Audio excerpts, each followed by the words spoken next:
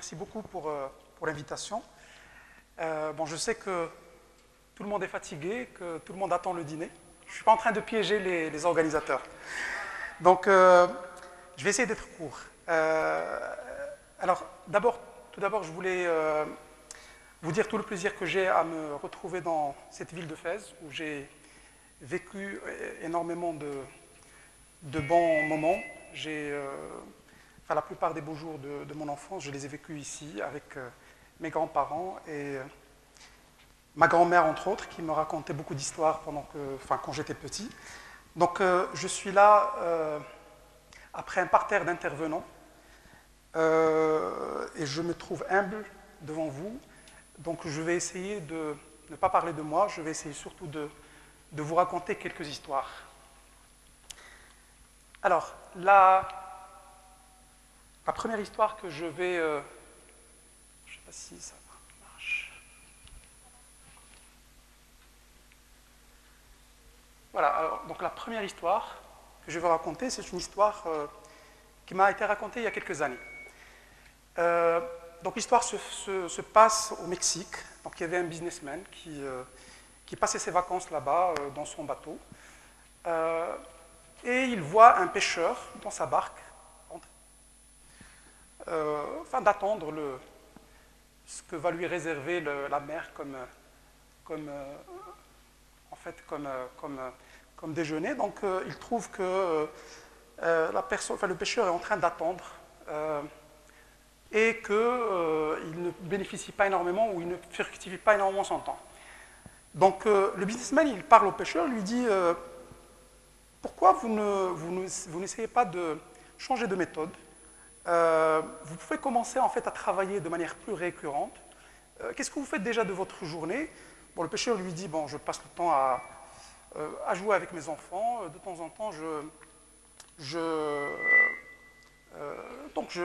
pêche, je prends ma barque et je me balade au niveau de la côte pour chercher un peu de nourriture pour mes enfants.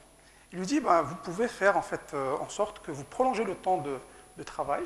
Ça vous permet de gagner un peu d'argent.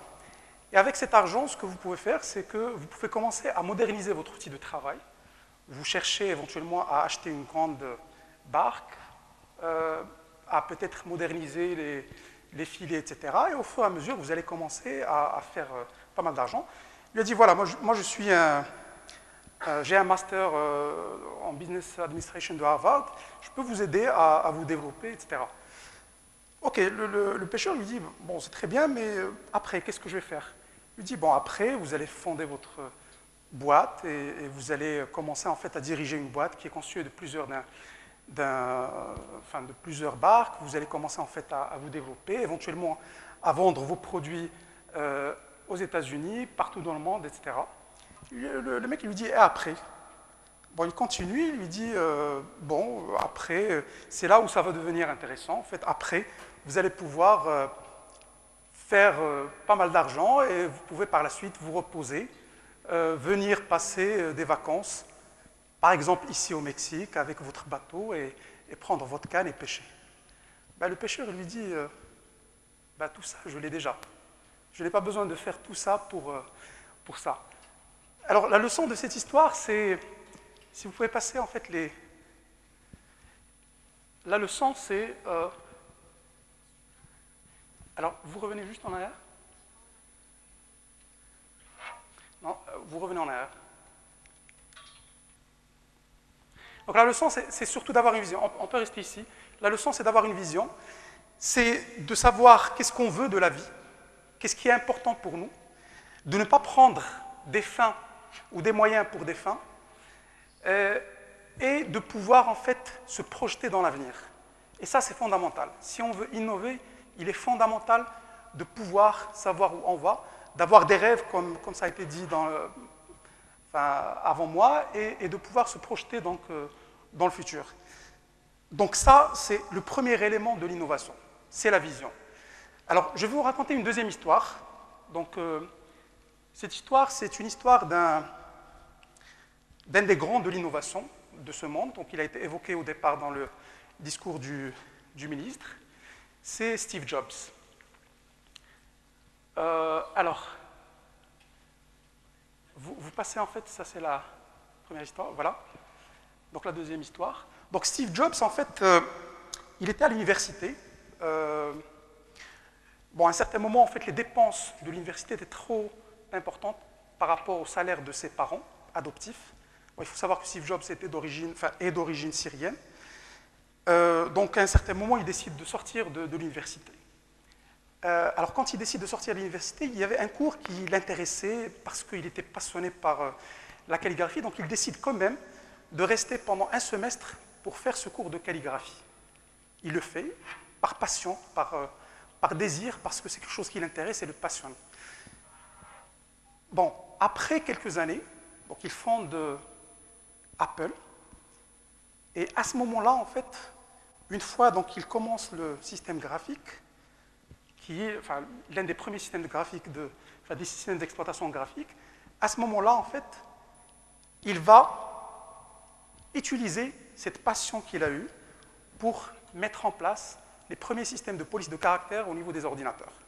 Ce même système qui a été par la suite copié par Microsoft et qui a donc donné lieu à toute la diversité de police de caractère aujourd'hui qu'on trouve au niveau des ordinateurs.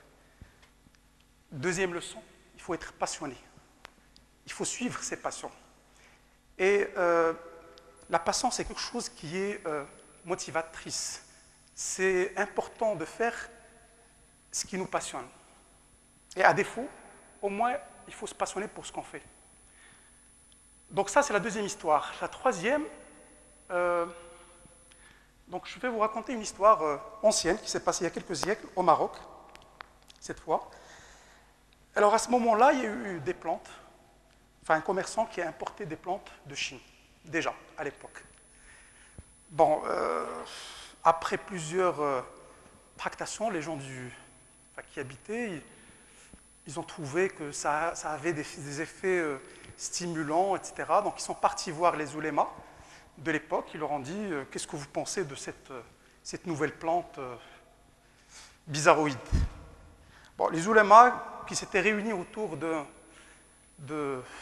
une réunion où ils fumaient du sepsi, qui était la plante nationale de l'époque, on passe donc ils ont décidé unanimement d'interdire cette nouvelle plante. Et donc cette plante a été interdite pendant plusieurs années, plusieurs dizaines d'années. Cette plante, c'est le thé. Donc je vous raconte ça pour vous dire que, en fait, ce qui nous paraît aujourd'hui une évidence, ce qui est aujourd'hui la boisson la plus consommée au Maroc, était, il y a quelques siècles, une boisson interdite parce que considérée venant de l'Occident, parce qu'elle n'est pas cultivée au Maroc, parce qu'on pensait qu'elle avait des effets stimulants, etc. Et donc, il faut essayer de tuer les évidences. Un des éléments fondateurs de l'innovation, c'est de tuer les évidences. En venant à Fès dans la route, par hasard, j'ai mis la radio et j'ai entendu une très vieille chanson d'un innovant marocain, un chanteur qui s'appelle Hussein Slawi. Et la chanson, elle disait, j'étais étonné des paroles parce que la chanson, elle disait l'Arbia, la Zayzat al-Kbar, le Bsoul Foular. Et c'était une critique. C'est-à-dire, en fait, c'était une honte que les femmes vieilles qui, à l'époque, portaient le haïk, c'était comme ça qu'elles s'habillaient, commençaient à porter le foulard. Donc, à cette époque, dans les années 30 et 40, le foulard était considéré un sacrilège aux yeux de la population de l'époque. Bien sûr, lui, il décrivait en fait un phénomène social qui est survenu après l'installation d'une base militaire américaine à Knetra, et donc il décrivait un peu le changement des mœurs des gens, etc. Et il a, à travers ça, essayé de dégager cette incohérence. Et ça, c'est pour vous dire que, donc toujours, il faut essayer de tuer les évidences, il faut cultiver la différence. Ça a été dit avant moi, c'est important, si on veut vraiment que notre société évolue, si on veut que les individus créent, innovent, inventent, il faut absolument qu'on cultive cette différence, il faut qu'on accepte que les gens soient différents de nous. Bon, je ne sais pas comment je vais faire avec la présentation, donc je vais passer à la troisième, troisième histoire. Quatrième histoire. Alors, ça, c'est une histoire très intéressante. C'est une histoire en fait, d'un ingénieur chez IBM qui un jour fait une erreur énorme au niveau de son développement. Cette erreur a eu des conséquences catastrophiques. En fait, ça a fait perdre à IBM une vingtaine de millions de dollars. Bon, l'ingénieur, le lendemain, il vient voir son supérieur hiérarchique. Il lui dit « Bon, je sais que je suis viré, mais je voulais m'excuser. C'est comme ça, franchement, ça arrive, etc. » Son chef, il lui dit « Vous êtes fou. J'ai dépensé 20 millions de dollars pour vous former et vous voulez que je vous vire aujourd'hui ?» Comme quoi, il y a une autre façon de voir nos erreurs. L'erreur est fondatrice. Si on veut innover, il faut qu'on accepte l'échec. Il faut qu'on accepte nos échecs. Einstein avait l'habitude de dire que celui qui n'a jamais échoué n'a jamais innové. Et ça, c'est un principe qu'il faut qu'on suive dans notre vie. L'échec est un élément important pour pouvoir réussir. Si on n'est pas passé par plusieurs échecs de suite, on ne peut pas se former. Il y a eu une étude qui a été faite récemment qui a montré que la plupart des gens qui ont réussi dans leur vie professionnelle, la plupart des grands de ce monde, ont commencé leur carrière par des échecs. Donc l'échec, il faut le valoriser. Aux États-Unis, des entrepreneurs qui ont échoué, qui ont fait leur entreprise, mais qui ont échoué, sont généralement dans les conseils d'administration des capital risqueurs, parce qu'on considère que leur expérience peut être très importante pour ceux qui vont commencer. Voilà, donc ça c'est notre quatrième histoire. Je pense qu'il reste une seule, donc accepter l'erreur. Alors ma dernière histoire, c'est une histoire très intéressante. Ça va peut-être vous étonner, mais cette histoire, c'est une histoire de Apple. Donc je reviens toujours à Apple. Apple, en fait, avant de commencer, il a eu la chance de partir voir les laboratoires de Xerox, qui était le leader des photocopies à l'époque. Il est parti, il a vu en fait les laboratoires et il a vu des imprimantes qui étaient dotées de systèmes graphiques qui permettaient, par exemple, de manipuler facilement le système, de parcourir de manière graphique le système, de faire des configurations, etc. Et donc, il a décidé de copier ce système et de le mettre pour la première fois dans le système d'exploitation. Alors, cet acte qui a été fait par Steve Jobs est un acte de copiage. Pour innover, il faut savoir imiter, il faut savoir copier, en améliorant, mais il faut savoir copier. L'invention, comme dit aussi Steve Jobs, c'est un train qui se prend en marchant. Si on est trop en avance, on ne le prend pas, et si on est trop en retard, on ne le prend pas.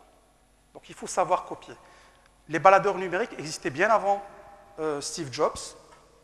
Lui, il a repris l'idée, il l'a affiné, et il est sorti avec des choses très intéressantes. La même chose pour la téléphonie portable, la même chose pour les écrans tactiles. Donc tout ça, ce n'est pas Apple qui l'a inventé. Il a su les copier, mais il les a copiés de manière intéressante. Donc il faut bien s'inspirer pour faire mieux. Donc ça, c'est la cinquième histoire. Je vais terminer par un petit coup de cœur. En fait, c'est un principe de vie.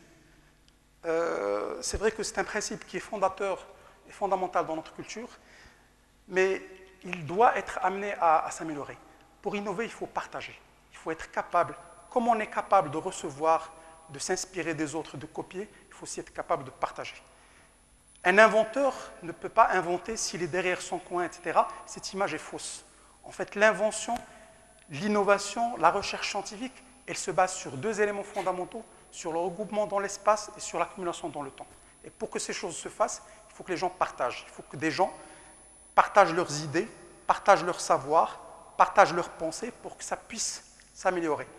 J'avais lu il n'y a pas très longtemps un bouquin de Jacques Attali où il parlait des biens culturels. Il a raison de dire un truc, c'est que les biens culturels, c'est les seuls biens qui, même en les partageant, ne diminuent pas. Contrairement aux biens physiques.